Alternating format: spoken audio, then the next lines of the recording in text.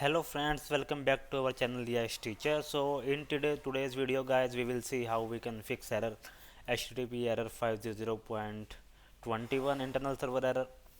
So guys, here it is saying handler AspNetCore has a bad module AspNetCoreModuleV2. Now this module is present in the web config, so here it is using the modules AspNetCoreModuleV2. So this is supposed to be used, but somehow this is not available in the IIS server.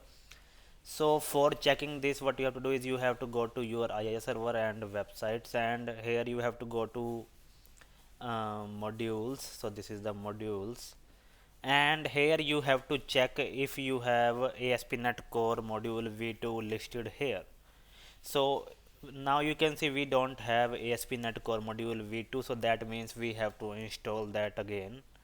So how you can get that is you can go to your google.com and then you can search download.net core hosting bundle.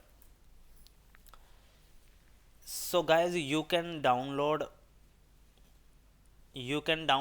any version of .NET framework, and you can include hosting bundle from any of the versions. Okay, so for now I am seeing this AspNet Core 3.1.32. You can choose any other version also, and you just have to download the hosting bundle from here, because that actually includes the ASP.NET Core module V2. So we will click on that and then it will be downloading the version. So you can also try to install the same version which is already installed in your system, so then you can repair that setup, so that will again include the ASP netcore module version 2.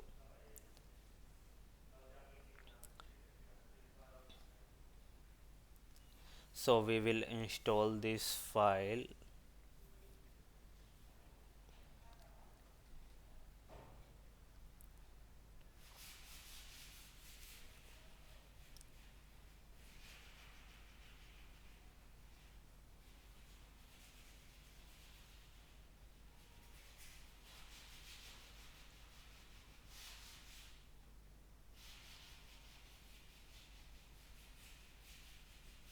So it can take some time to install the file, so you can wait till that time.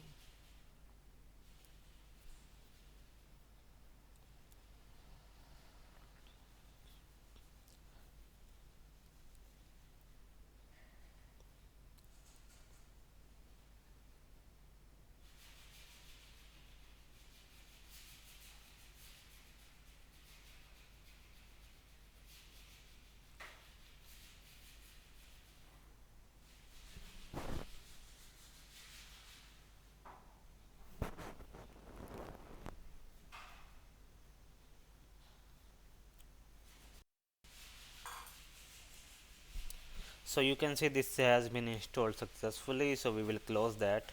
Now we will go to IIS server again and we will try to refresh the list. You can also close this and again reopen the IIS server.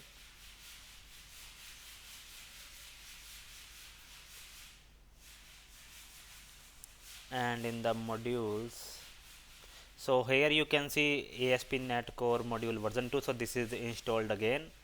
So now we can go to our application and we can try to browse the application. So now we have to check the web config is correct or not. So we will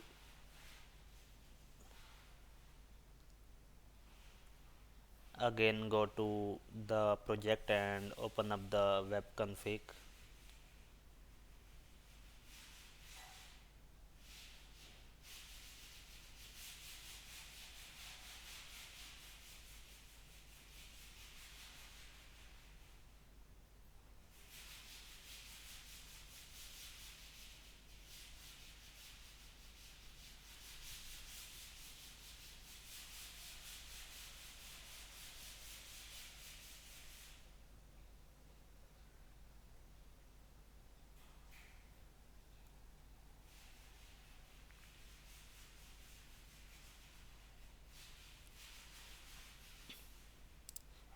So it is somehow this line is added here, so which we can remove because it is removing the, so it is not important that you will see this, but if you see this in the web config, then you can remove that line because that might be removing the module from there.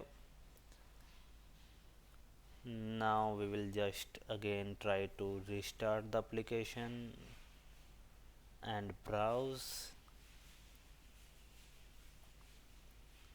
So you can see this is not giving error this time. So for most of the people, only installing that and running again will work fine. So if you don't have anything like remove this one in your web config, then you are fine. So if you have this, then you can remove from there, and that should also fix the issue. So that is how you can fix the error in your ASP.NET Core application. So thanks for watching guys, and if this works for you, then don't forget to subscribe the channel. Thank you.